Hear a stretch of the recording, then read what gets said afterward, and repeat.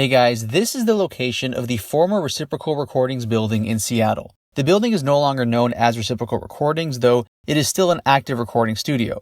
It's now known as Hall of Justice Recording Studio. I got in touch with the owner of the studio, but unfortunately he was not in town the days I was here in Seattle. Now the building itself is an interesting shape. It's not that big, it's kind of small, and it's a triangular shape. And again, because it's not the largest building, it is a little bit compact inside. Jack Endino himself has told me that during certain recording sessions, it could get really hot in there. So you want to talk about grungy? This is definitely a studio that has, a built-in sort of grungy vibe to it. And I'm not saying that in a bad way, I'm saying that it kind of fits the music that was made here, that is famous from here. Some of the most iconic grunge artists recorded inside of this building. The list includes Soundgarden, Green River, Tad, and of course Nirvana. With specific regards to Nirvana, they recorded at this studio during 7 different sessions. The first session being on January 23rd, 1988, the last session being on July 11th and 24th, 1990. The final recording session was when Nirvana recorded Sliver, and interestingly, they actually recorded the instrumental parts on borrowed studio time.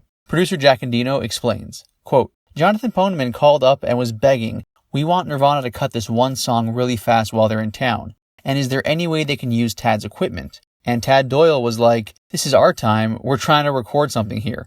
He was kind of testy about it. And I was like, well, you guys go and eat dinner.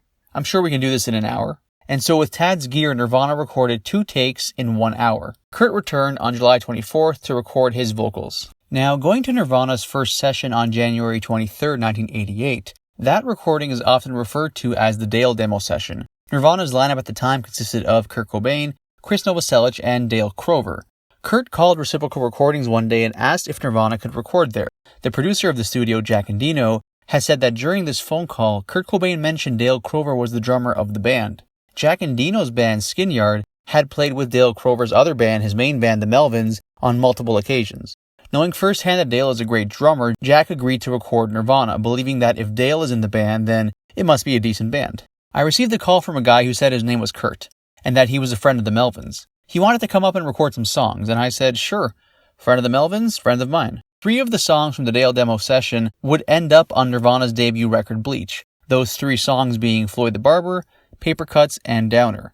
It should be noted that all 7 of the Nirvana sessions at Reciprocal Recording were produced by Jack Endino. The next session took place at various points between June to September of 1988. These sessions are known as the Love Bus sessions. The band's drummer at this point in time, up until mid-1990, would be Chad Channing. The next recording sessions at Reciprocal took place at various points between December of 88 and January of 89. These were the Bleach sessions. Following the Bleach sessions, on August 20th and 28th, 1989, Kurt Cobain and Chris Novoselic went into the studio with Mark Lanigan and Mark Pickerel from Screaming Trees. This project was known as The Jury, and they recorded 4 covers together. Where Did You Sleep Last Night, Grey Goose, Ain't It a Shame, and They Hung Him on a Cross. Kurt Cobain and Mark Lanigan would collaborate again at Reciprocal Recordings between December of 89 to January of 1990 for Mark Lanigan's debut solo record, The Winding Sheet. They recorded 1 song together called Down in the Dark, which also featured Mark Pickerel, Mike Johnson, and Jack Endino. Jack Endino produced the song, and he also contributed some guitar and bass parts to it as well. From January 2nd to 1990,